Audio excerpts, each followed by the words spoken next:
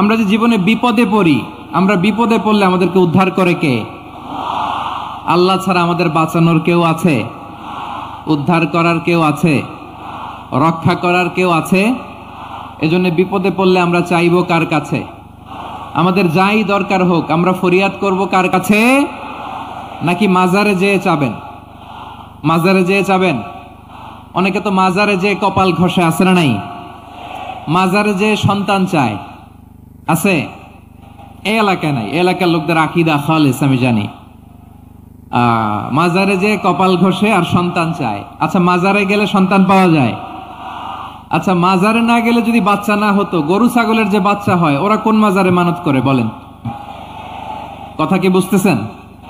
এই যে প্রতি বছর গরু ছাগল ভেড়া এগুলো যে বাচ্চা দেয়, এরা কোন মাজারে যে মানত করে? এজন্য চাইতে হবে একজনের কাছে, তিনি কে?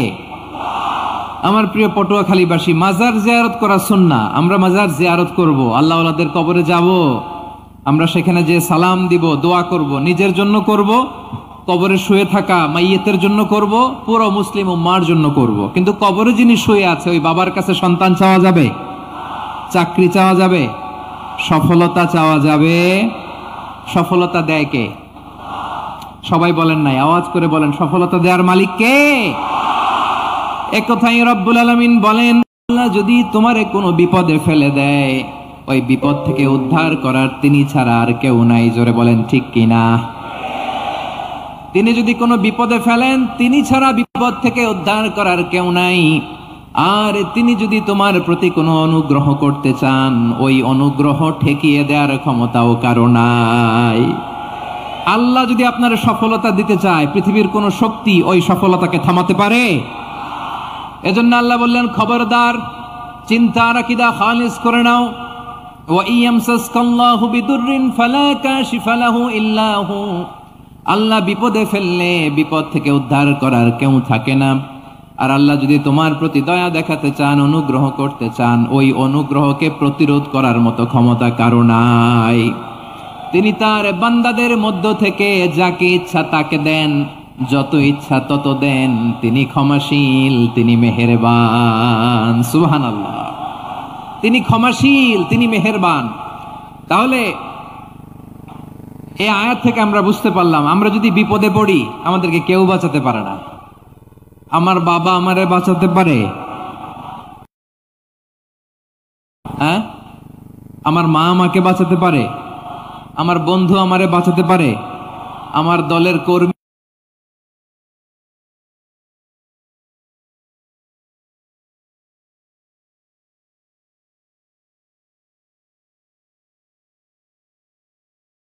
আমাকে বাঁচাতে পারে? আমার পীর সাহেব আমারে বাঁচাতে পারে? আমার পটুয়াখালীর ভাইয়েরা খেয়াল রাখবেন, বাঁচাতে পারে এক মহান সত্তা, উদ্ধার করতে পারে এক মহান সত্তা। চিৎকার করে বলুন, তিনি কে? আবার আল্লাহ বললেন, আম্মাই ইউজিবুল মুযতাররা ওয়া ইয়াজআলুকুম খুলাফাআল আরদ আইলাহুম মা'আল্লাহ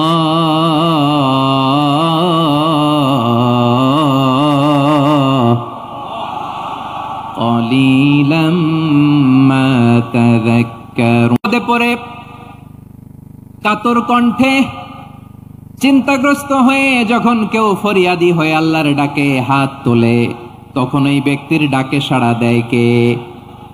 সবাই বলুন। কাতর কণ্ঠে বিপন্ন অবস্থায় আপনি যখন কেঁদে কেঁদে হাত তুলে আপনার দুঃখের কথা জানান, আপনি যখন ডাকেন তারে, তখন আপনার ডাকে সাড়া দেয় কে? আল্লাহ বলে, আমি সাড়া দেই। তোমাদের বিপদকে মুক্ত করে দেয় কে? ওই আল্লাহর সাথে কোন উপাস্য আছে নাকি? কিন্তু খুব অল্প সংখ্যক লোকই তোমরা উপদেশ গ্রহণ করো। কথাটা কার? তাহলে বিপন্ন মানবতা যখন কাঁদে, মানুষ যখন বিপদে পড়ে নিরুপায় হয়ে ফরিয়াদ করে, তার ডাক শোনার কেউ নাই একজন ছাড়া। চিল্লায় বলেন তো, তিনি কে? এজন্য আমরা সুম্মাল আমসাল ফাল আমসাল, এরপরে নবীদের পরের স্তরে যারা তাদের পরীক্ষা, আল্লাহ ওয়ালাদের, এরপরে তাদের পরের স্তরে যারা তাদের পরীক্ষা, সিদ্দিকিনদের, শুহাদাদের, সালিহিনদের, আল্লাহ ওয়ালাদের। যার ঈমান যত মজবুত তার জীবনে পরীক্ষাও তত বেশি। চিল্লায় বলেন ঠিক কিনা? তাহলে মুমিনরা, বিশ্বাসীরা, আমরা কি পরীক্ষা বিপদ আপদে ভয় পাই? মুমিনরা ভরসা রাখে একজনের উপর, তিনি কে? আল্লাহ বলে একদল লোক আছে, তারা যখন উজানে চড়ে, জলযানে চড়ে, সাগরের মধ্যে যখন জাহাজে চড়ে, লঞ্চে চড়ে, তারা যখন তুফানের সম্মুখীন হয় তখন তারা আল্লাহরে বড্ড বেশি ডাকে, একান্ত ভাবে ডাকে, বিশুদ্ধ চিত্তে ডাকে। আবার তুফান থেকে তাদেরকে সেফ জোনে নিয়ে, নিরাপদ জোনে নিয়ে যখন বন্দরে আমি আল্লাহ তাদেরকে ভিড়িয়ে দেই, ওই লোকগুলো আবার আমি আল্লাহর সাথে শিরিক করে। এরকম আছে না নাই? জাহাজে উঠছে, সাগরের মাঝখানে তুফান, ওই সময় দেখবেন আল্লাহ কারে কয়। এই কথা তো আপনাদেরকে বোঝানো সহজ, আপনারা তো নদীর দেশের মানুষ। লঞ্চে চড়েন নাই কারা কারা দেখি? লঞ্চে চড়ছেন? হ্যাঁ, লঞ্চে চড়ে নাই এরকম একজনও নাই এখানে। আচ্ছা, লঞ্চে উঠছেন কে কে দেখি? মাশাআল্লাহ, মাশাআল্লাহ, মাশাআল্লাহ। ঠিক আছে, আপনাদের বোঝানো সহজ। আচ্ছা, লঞ্চে উঠে তুফানের সম্মুখীন হয়েছেন, জলোচ্ছ্বাস, সবাই? মাশাআল্লাহ। এই ওয়াজ তো আপনাদের মুখস্থ, ঠিক কিনা বলেন? আমার বলার দরকার নাই, বলেন। মাঝ নদী, তুফান, জলোচ্ছ্বাস, জলের মধ্যে উচ্ছ্বাস, ঢেউ, টর্নেডো, সাইক্লোন, মেঘের ঘনঘটা, পরিবেশ ঘুটঘুটে অন্ধকার, লঞ্চ একবার এদিকে আরেকবার ওইদিকে, ভিতরে কি অবস্থা হয় বলেন তো? হ্যাঁ, তখন মুসলিম আল্লাহর ডাকে, হিন্দু আল্লাহর ডাকে, ঠিক কিনা বলেন? আস্তিক আল্লাহর ডাকে, নাস্তিক আল্লাহর ডাকে, ঠিক কিনা? লঞ্চের ভেতর, স্টিমারের ভেতর কান্নার রোল পড়ে যায়, চিৎকারের রোল পড়ে যায়, সবার মুখ দিয়ে শুধু একটা আওয়াজ, লা ইলাহা, লা ইলাহা, লা ইলাহা। আমার প্রিয় পটুয়াখালীবাসী, তাহলে লঞ্চের ভেতরে যখন আমরা তুফানের মধ্যে পড়ি, তখন সবাই মিলে আমরা একটা নামের জিকির করি। নামটা কার? মুসলমানেরাও ডাকে, হিন্দুরাও ডাকে, আস্তিকও ডাকে, নাস্তিকও ডাকে, সবাই ডাকে একজনকে, তিনি কে?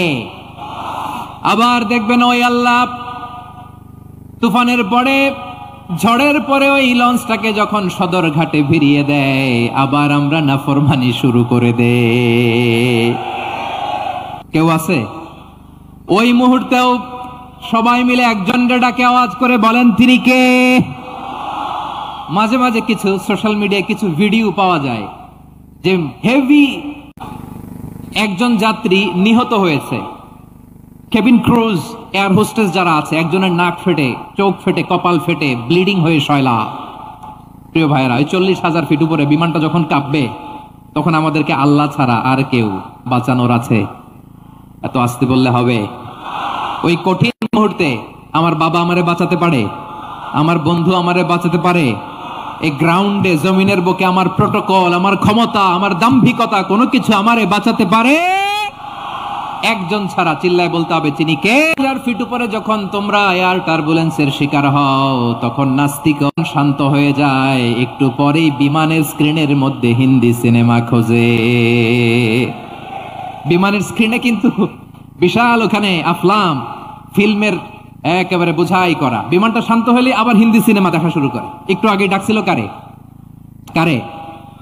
দেখবেন বাংলাদেশে আমাদের ক্রিকেটাররা যখন অন্য কোনো দেশের সাথে খেলে, অনেক সময় এমন হয়, বল বাকি একটা, রান দরকার 6টা। বল বাকি কয়টা? পটুয়াখালী বুঝে নাই বোধহয়। বল বাকি কয়টা? রান দরকার। আপনি দেখবেন ক্যামেরাম্যান তখন গ্যালারিতে খালি দেখায় দর্শকদের যে কি অস্থিরতা। হিপ হপ স্টাইলের মেয়েটা, যে মেয়েটার ওড়না এতক্ষণ ছিল গলায়, এতক্ষণ কই ছিল, ওই মেয়েটা দেখবেন ওড়নাটা টেনে মাথায় দিয়ে এরকম মুনাজাত ধরতেছে, আল্লাহ আল্লাহ, একটা ছক্কা, আল্লাহ আল্লাহ, আমার লাল সবুজের পতাকারে তুমি অপমানিত কইরো না আল্লাহ, ইন্ডিয়ার সাথে আমাদের খেলা, আল্লাহ আল্লাহ, একটা ছক্কা, একটা। পুরো পুরো খেলা জুড়ে এই মেয়ের ওড়না ছিল গলায়, কিন্তু যখন 1 বলে 6 রান দরকার, ওড়না চলে আসছে কোথায়? মাথায়। আবার মুনাজাত আছে না নেই? ঠিকই বাংলাদেশের দামাল ছেলে এমন এক শট মারলো, বল চলে গেল স্টেডিয়ামের বাইরে, ছক্কা, জিতে গেলাম আমরা।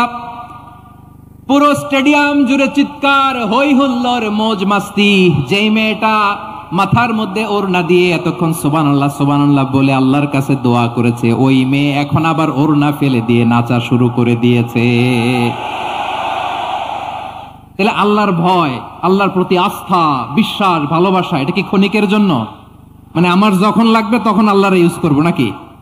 হ্যাঁ, বিপদে আপদে, সুখের সময় দুঃখের সময়, সচ্ছল অসচ্ছল অবস্থায় বিশ্বাসীরা ভরসা রাখে একজনের উপর। চিৎকার করে বলো পটুয়াখালী তিনি কে? সে আল্লাহ বললেন, গোলাম মনে করো না জাহাজ থেকে সদরঘাটে ভিড়িয়ে দিলাম তুমি নিরাপদ হয়ে গেছো। মনে করো না 40,000 ফিট থেকে সেফ ল্যান্ডিং এর পরে এয়ারপোর্টে নেমে গেলেই তুমি নিরাপদ হয়ে গেছো। ও মিয়া, বিপদ কি শুধু সাগরে আর আকাশে? ঘরের বিপদও, ঘরের ভেতরও বিপদ আসতে পারে কি পারে না? এজন্য সূরা মুলক আল্লাহ বললেন, আমিনতুম মান ফিস সামাই আন ইয়াখসিফা বিকুমুল আরদা ফাইযা হিয়া তামুর। তোমরা কি ভাবছো তোমরা নিরাপদ? সাগরের মধ্যে তুফান, আল্লাহ আল্লাহ ডাকলাম, সদরঘাটে যেয়ে পড়ছি, বাইসা গেছেন তো আপনি। আর পাবে আপনারে আল্লাহ? আল্লাহর তো সাগরের মাঝখানে তো আল্লাহ আপনারা পাইছিল, আর তো পাবে না। আর পাবে আপনারে? আর আল্লাহ ধরতে পারবে আপনারে? ঘরের ভেতরও বিপদ দিয়ে আটকাতে পারে কে? 5 স্টার 7 স্টার হোটেলের ভেতরও আমাকে বিপদের মধ্যে ফেলে দিতে পারেন কে? আল্লাহ বললেন, তোমরা কি ভেবেছো তোমরা নিরাপদ? আমি চাইলে ল্যান্ডস্লাইডস, ভূমি ধস দিয়ে 1 লক্ষ এক মুহূর্তে নিয়ে যেতে পারি। এক সুনামি দিয়ে থাপ্পড় মেরে 3 লক্ষ সাগরের ভেতরে ঢুকাই দিতে পারি। 1 সেকেন্ডও লাগে না আমার। আম আমিনতুম মান ফিস সামাই আন ইউরসিলা আলাইকুম হাসিবা ফাসাতা'লামুনা কাইফা নাযীর। আল্লাহ চাইলে আকাশ থেকে পাথর বৃষ্টি নাজিল করতে পারেন কি পারেন না? এই মুহূর্তে এখানে ভূমিকম্প দিতে পারেন কি পারেন না? আচ্ছা, ভূমিকম্প যখন হয় আমাদের কারো হুঁশ থাকে? আপনি মনে করছেন আমরা সাধারণ মানুষ, আমরা দৌড় দেই, আর প্রেসিডেন্ট প্রধানমন্ত্রী ওনারা বুঝি খাটে শুয়ে থাকে? কথা বুঝে নাই বোধহয়। ভূমিকম্প, আর্থকোয়েক যদি হয়, বাঁচার জন্য আমরা কি করি? হয় খাটের তলায়, ডাইনিং টেবিলের নিচে, উপরে শক্ত কিছু আছে এটার নিচে, অথবা ঘর থুইয়া দেও দৌড়। তো প্রধানমন্ত্রী উনি কি করে? প্রেসিডেন্ট উনি কি করে? হ্যাঁ, উনি খাটের মধ্যে যে শুয়ে থাকে নাকি? উনিও দৌড়, সাধারণ মানুষও দৌড়, প্রধানমন্ত্রীও দৌড়, বাড়িওয়ালাও দৌড়, ভাড়াটিয়াও দৌড়, সবাই দৌড়। নাকি ভাড়াটিয়ারা বাড়ি থুইয়া দৌড়, বাড়িওয়ালারা আর বেরোয় না? এরকম না। তাহলে যে কোনো মুহূর্তে ভূমিকম্প দিয়ে নাস্তানাবুদ করতে পারে কে? আমার প্রিয় ভাইয়েরা, আমরা নিরাপদ নই, আমরা তার দয়ায় বেঁচে আছি। কার দয়ায়? এজন্য আল্লাহ বললেন, গোলাম যে কোনো মুহূর্তে বিপদ দিয়ে তোমাদেরকে নাস্তানাবুদ করতে পারি। বিশ্বাসী বলে যদি নিজেকে দাবি করো, সব সময় ডাকতে হবে একজন সত্তাকে। বলেন তিনি কে? এই কথা ক্লিয়ার? এই সবগুলো উদাহরণ শেষে সবার কাছে ক্লিয়ার হয়েছে না যে বিপদ থেকে, আপদ থেকে, পরীক্ষা থেকে, ক্যালামিটি থেকে আমাদেরকে কেউ বাঁচাতে পারে না একজন সত্তা ছাড়া। আবারও বলেন তো তিনি কে? ক্লিয়ার? হ্যাঁ, সবাই বুঝতে পারছেন? আচ্ছা, এবার আমরা দেখি বিষ্ণু ঈসা ইসলামের জীবনে বিপদ আপদ ছিল কিনা। উনি বিপদ আসলে কিভাবে ডিল করতেন, বিপদ আসলে কোন দোয়া পড়তে হয়, কিভাবে ফরিয়াদের হাত উত্তোলন করতে হয়, কিভাবে রবের দরবারে নতজানু হয়ে ফরিয়াদ করতে হয়, এটা জানার দরকার আছে না নাই? আসুন আমরা বিষ্ণুনবীর জীবনী থেকে দেখি বিপদ আসলে উনি কি করতেন। বিপদ আসলেই প্রথমে বিষ্ণুনবী সাল্লাল্লাহু আলাইহি ওয়াসাল্লাম একটা দোয়া পড়তেন। কি পড়তেন? তিনি পড়তেন, ইন্না লিল্লাহি ওয়া ইন্না ইলাইহি রাজিউন। নিশ্চয় আমরা আল্লাহর জন্য, নিশ্চয় আমরা কার দিকে ফিরবো ভাই? আবার কার দিকে ফিরবো? আওয়াজ করে বলুন তো, আমরা এসেছি কার কাছ থেকে, আবারও ফিরে যাব কার কাছে? এজন্য বিষ্ণুই পড়ছেন, ইন্না লিল্লাহি ওয়া ইন্না ইলাইহি রাজিউন। নিশ্চয় আল্লাহর জন্য, ওই আল্লাহর দিকেই আমরা ফিরে যাব। তারপরে বিশ্বনবী পড়তেন, আল্লাহুম্মা আজুরনি ফি মুসিবাতি ওয়াখলুফ লি খায়রাম মিনহা।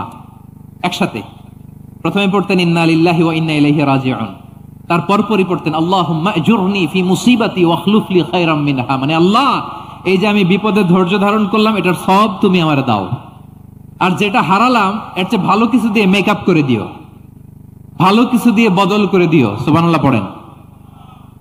তাহলে বিপদ আসলে আমরা কি পড়ব? কথা বুঝলে সবাই উত্তর দিতে হবে। বিপদ এলে কি পড়ি? তাহলে বিপদ এলেই আমরা এখন থেকে ইন্না লিল্লাহ পড়বো, নাকি হাই হুতাশ করবেন?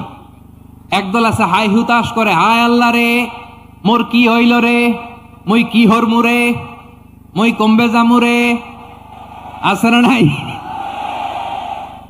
এরকম বিলাপ করতে নিষেধ করেছেন বিশ্বনবী।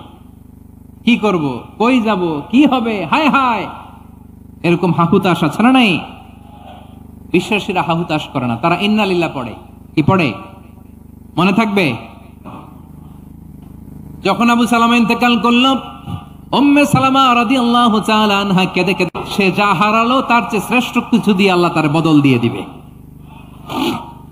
এই হাদিস শুনে উম্মে সালামা রাদিয়াল্লাহু তাআলা আনহা ওনার প্রাণ প্রিয় স্বামী আবু সালামার ইন্তেকালের পরে চোখের পানি ছাড়ে আর পড়ে ইন্না লিল্লাহি ওয়া ইন্না ইলাইহি রাজিউন, আল্লাহুম্মা আজুরনি ফি মুসিবাতি ওয়াখলুফ লি খায়রাম মিনহা। বারবার এই দোয়া পড়ে চোখের পানি ছাড়ে, এই দোয়া পড়ে চোখের পানি ছাড়ে, আর মনে মনে বলে আবু সালামার মতো ভালো মানুষ মদিনাতে নাই, আবু সালামার চেয়েও ভালো মানুষ মদিনাতে নাই, তার চেয়ে ভালো মানুষ কি করে আল্লাহ তাআলা আমারে দিবে, তার চেয়ে ভালো মানুষ তো আমি মদিনাতে দেখি না।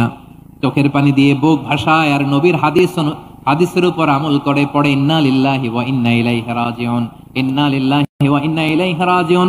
পড়তে পড়তে চোখের পানি ছাড়ে আর চিন্তা করে বিশ্বনবী বললেন, এই দোয়া পড়লে যেটা হারালাম তার চেয়ে ভালো কিছু দিয়ে আল্লাহ পুরস্কার দেয়। আবু সালামের চেয়ে ভালো মানুষ মদিনার মধ্যে আর কে হতে পারে? কি আজীব তামাশা, কি অবাক করা ঘটনা। কিছুদিন পরে দেখা গেল সাইয়্যিদুল মুরসালিন রাহমাতাল লিল আলামিন স্বয়ং বিশ্ব নবী উম্মে সালামাকে বিয়ের প্রস্তাব পাঠিয়েছে। স্বয়ং বিশ্ব নবী উম্মে সালামা রাদিয়াল্লাহু তাআলা আনহাকে বিয়ের প্রস্তাব পাঠিয়েছেন। উনি রাজি হয়ে গেলেন, বিয়ে হয়ে গেল, উনি হয়ে গেলেন উম্মুল মুমিনিন, আমাদের মা, পুরো মুসলিম উম্মার মা। চিৎকার করে বলেন আল্লাহু আকবার। তাহলে আমার প্রাণ প্রিয় ভাইয়েরা, বিপদে পড়লে আমরা পড়বো ইন্না লিল্লাহি ওয়া ইন্না ইলাইহি রাজিউন, আল্লাহুম্মা আজুরনি ফি মুসিবাতি ওয়াখলুফ লি খায়রাম মিনহা। পড়বেন? পড়বেন না? যারা যারা বিপদ আসলে এই দোয়াটা পড়বেন এখন থেকে আওয়াজ করে ইনশাআল্লাহ বলেন। যা হারাইছেন তার চেয়ে শ্রেষ্ঠ জিনিস দিয়ে বদলা দিবে কে? বিশ্বাস হয়? একটু সন্দেহ লাগে মনে হয়, একটু সন্দেহ আছে? যাদের বিশ্বাস হবে তাদের কি আল্লাহ উত্তম বদলা দিবে, ঠিক কিনা বলেন? তাহলে বিপদে পড়লেই প্রথমে আমরা এটা পড়ব। দোয়াগুলো যদি এখন মুখস্থ না হয়, এই যে রেকর্ডিং হচ্ছে, পেয়ে যাবেন, কালকেই পেয়ে যাবেন, শুনে শুনে মুখস্থ করবেন। আমার মায়েরা, আমার বোনেরা, আপনাদের জন্য 3টি মাঠের অ্যারেঞ্জমেন্ট করা হয়েছে, আমি জানি।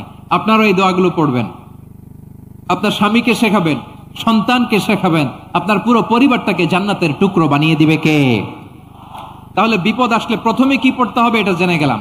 এরপরে বিপদ আসলে নিজেকে কি করে আল্লাহর কাছে সঁপে দিতে হয় এটাও জানার দরকার আছে না নাই? বিপদে প্রথমে ইন্না লিল্লাহ পড়লাম, ধৈর্য ধারণ করলাম, বিপদ থেকে উদ্ধারের সর্বোচ্চ চেষ্টা করলাম। আমার কাজ যখন শেষ তখন আমি আমার এই বিষয়টা আল্লাহর কাছে সঁপে দিব। কার কাছে?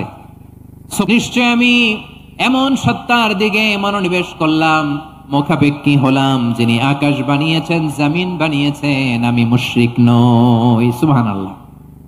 পারতেন? আপনি পারতেন? কেউ নাই, লক্ষ লক্ষ মুশরিক, আপনি একা। ওনার মতো এরকম বিচক্ষণতা দিয়ে আল্লাহরে খুঁজে পাইতে পারতেন আপনি? কি নবী ছিল, আল্লাহকে খুঁজে পেয়েছে। যখন আল্লাহর ইবাদত শুরু করলো, এই কথা ছড়ায় পড়লো চারদিকে। নমরুদ সাইয়েদনা ইব্রাহিমকে ডেকে পাঠালেন। নমরুদ বলে, ইব্রাহিম, তুমি নাকি মূর্তির পূজা না করে কোন নতুন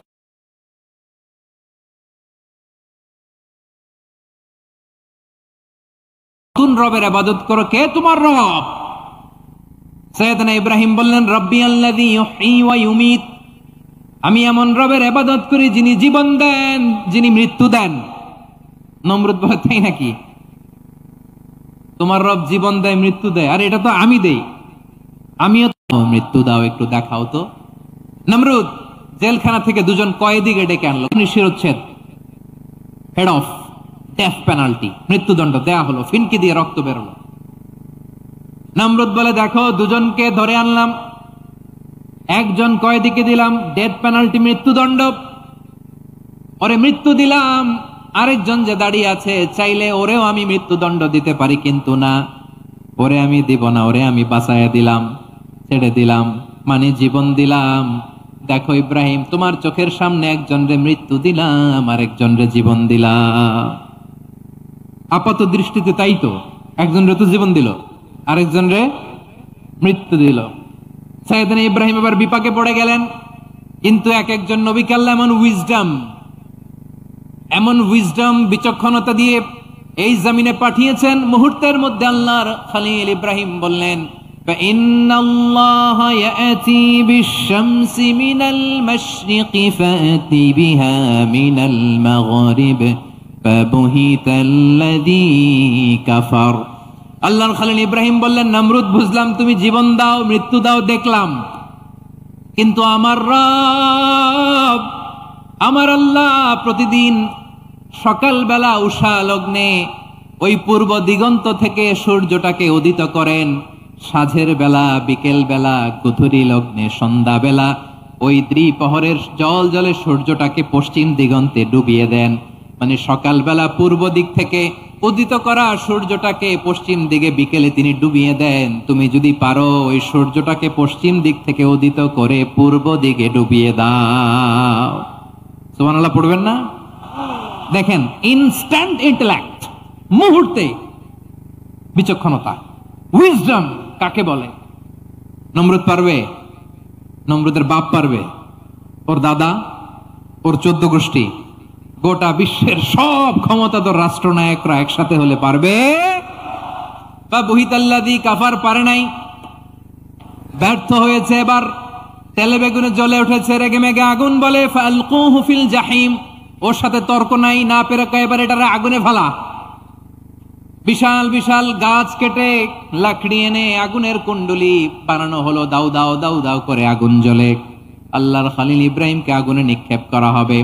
আল্লাহর খলিল সাইয়েদনা ইব্রাহিমের হাতের মধ্যে রশি দিয়ে টাইট করে বাঁধা হলো, পায়ের মধ্যেও টাইট করে রশি দিয়ে বাঁধা হলো। আল্লাহর খলিল ইব্রাহিমকে রশি বেঁধে, পায়ে রশি বেঁধে আল্লাহর খলিল ইব্রাহিম আলাইহিস সালামকে আগুনের মধ্যে নিক্ষেপ করা হবে। আহা, এটার বলে অগ্নি পরীক্ষা। উনি অগ্নি পরীক্ষার সম্মুখীন হয়েছিলেন। এজন্য কঠিন পরীক্ষাকে আমরা অগ্নি পরীক্ষার সাথে তুলনা করি, ঠিক কিনা? সাইয়েদনা জিবরাইল এসে বললেন, ও আল্লাহর খলিল, ওরা তো আপনার হাতও বেঁধে ফেললো, পাও বেঁধে ফেললো, নড়াচড়ার সুযোগ নাই, বলেন আমি জিবরিল ফেরেশতা আপনার জন্য কি করতে পারি? আল্লাহর খলিল ইব্রাহিম বলেন, ও জিবরাইল, তোমার কাছে আমার কোনো চাওয়া পাওয়া নাই। সুবহানাল্লাহ বলেন। তোমার কাছে বলার কিছু নাই, তোমার সাহায্যের আমার দরকার নাই। সাইয়েদনা ইব্রাহিম আলাইহিস সালামকে হাতে পায়ে রশি বেঁধে, হাত পা বাঁধা অবস্থায় জ্বলন্ত অগ্নিকুণ্ডে যখন নমরুদের দলবল নিক্ষেপ করবে, আল্লাহর খলিল কিভাবে নিজেকে আল্লাহর কাছে সঁপে দিয়েছেন, পটুয়াখালীর ভাইরা খেয়াল করে শুনুন। হাত পা বেঁধে আল্লাহর খলিলকে যখন নিক্ষেপ করা হবে, তিনি মুখ ফুটে বলে ফেললেন, হাসবুনাল্লাহু ওয়া নি'মাল ওয়াকিল।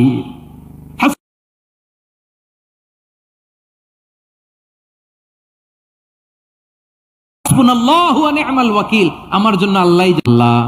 ও আমার পটুয়াখালীর প্রাণের ভাইয়েরা খেয়াল রাখবেন, কোন বান্দা তার হাতে থাকা সব চেষ্টাটুকুন করার পরে মুখ ফসকে মুখ দিয়ে যখন বলে ফেলে হাসবুনাল্লাহ, বান্দা যখন হাসবুনাল্লাহ বলে ফেলে, ওই ব্যাপারটা ডিল করার দায়িত্ব স্বয়ং আল্লাহ আরশের উপর থেকে নিয়ে নেয়। আপনি যখন বলে ফেলবেন হাসবুনাল্লাহ, এটা ডিলিং করবে কে তখন? চিল্লায় বলেন না, তিনি কে? বান্দা তার সাধ্যের সবটুকু চেষ্টার পরে নতজানু হয়ে যখন বলবে হাসবুনাল্লাহ, আল্লাহ তুমি আমার জন্য যথেষ্ট, নি'মাল ওয়াকিল, তুমি আমার শ্রেষ্ঠ অভিভাবক। নিক্ষেপ করা হলো সাইয়েদনা ইব্রাহিমকে অগ্নিকুণ্ডলিতে। হাজার হাজার মানুষের দৃশ্য দেখার জন্য জড়ো হয়েছে এরকম বিশাল ময়দানে। কিন্তু কি অবাক করা ঘটনা, সবাই ভয় পাচ্ছিল, না জানি কি হয়ে যায়। আল্লাহর খলিলকে যখন আগুনের কুণ্ডলিতে নিক্ষেপ করা হয়, আল্লাহর খলিল ইব্রাহিম আগুনের কুণ্ডুলির মধ্যে বসে বসে মানুষগুলোর দিকে তাকিয়ে হাসতে শুরু করে দেয়। কারণ আকাশ থেকে রব্বুল আলামিন স্পেশাল ভার্ডিক্ট নাজিল করেছেন, স্পেশাল হুকুম জারি করেছেন, কুলনা ইয়া নারু কুনি বারদাও ওয়া সালামান আলা ইব্রাহিম। ও আগুন খবরদার, সৃষ্টি শুরু থেকে তোকে একটা ধর্ম আমি বাতলে দিয়েছিলাম, তোর ধর্ম, আগুনের ধর্ম হলো যা পাবে জ্বালিয়ে ছারখার করবে। আল্লাহ বলল, আগুন তোর ধর্ম দিয়েছিলাম, তুই সব জ্বালিয়ে পুড়িয়ে ছারখার করে দিবি, কিন্তু ক্ষণিকের জন্য আমি তোর জ্বালিয়ে দেওয়ার ক্ষমতাটাকে কেড়ে নিলাম, জ্বালিয়ে ভস্ম করে দেওয়ার ক্ষমতা আমি কেড়ে নিলাম। কুনি বারদান, ঠান্ডা হয়ে যা, কিন্তু এত বেশি ঠান্ডা হবি না আবার আমার ইব্রাহিমের জন্য সর্দি লেগে না যায়। সুবহানাল্লাহ, এত আসতে বললে হবে? কুনি বারদান, বার্দ মানে বরফ, ঠান্ডা, ঠান্ডা হ, কিন্তু এত ঠান্ডা হবি না যাতে আমার ইব্রাহিমের কষ্ট হয়। আগুন বলে, আল্লাহ একবার বললা ঠান্ডা হ, আবার বলো এত ঠান্ডা হবি না যাতে খলিলের সর্দি না লাগে। কেমন ঠান্ডা হব, কেমন এনভায়রনমেন্ট তৈরি করে দেব বলো? আল্লাহ বললেন, সালামান আলা ইব্রাহিম, আমার খলিল, আমার কলিজা, আমার ইব্রাহিমের জন্য তুই জান্নাতের গুল বাগিচা হয়ে যা। ও ভাই, নবী মুসার মতো ঈমান হলে রাস্তা হবে সাগর জলে, নবী ইউসুফের মতন ঈমান হলে একে একে দরজা খোলে, নবী ইব্রাহিমের মতন ঈমান যদি আজও থাকে বিদ্যমান, অগ্নিকুণ্ডে দেখতে পাবে খুবসুরত এক ফুল বাগান। কুলনা ইয়া নারু কুনি বারদাও ওয়া সালামান আলা ইব্রাহিম। বান্দা যখন মুখ দিয়ে বলে হাসবুনাল্লাহ, আমার আল্লাহ আমার জন্য যথেষ্ট, এই বলে যখন নিজেকে সঁপে দেয়, তার কি লাগবে ওই দায়িত্ব স্বয়ং নিয়ে নেয় কে? সবাই বলেন, স্বয়ং নিয়ে নেয় কে?